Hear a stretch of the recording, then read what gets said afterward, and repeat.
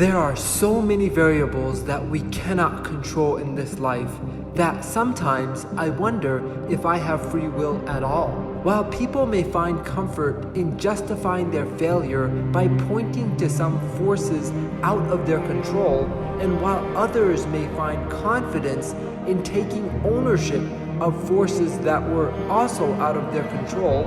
but has led to a favorable outcome, I, on the other hand, look at these as just occurrences that were simply received differently. The notion of a fate or destiny has been on my mind throughout my entire life, but more so now being able to see the end of my life in view while not having manifested the seed of greatness that I have always, perhaps wishingly, knew was dormant within me. If the fabric of space-time continuum suggests that not only are space and time interwoven in a fourth dimension of our metaphysics, thus inseparable from each other, but more significantly, proposing that if all of space exists now, that all of time also exists concurrently.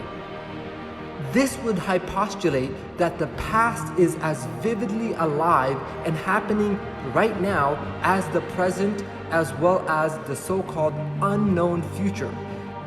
In this possible operation of the universe, we in the present are simply sliding in a unidirectional path on this railroad of time.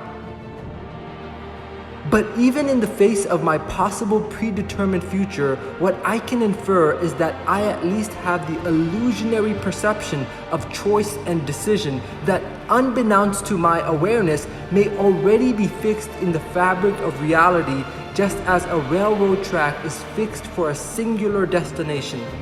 And if I can at least feel that I have some involvement in the twists and turns of my path,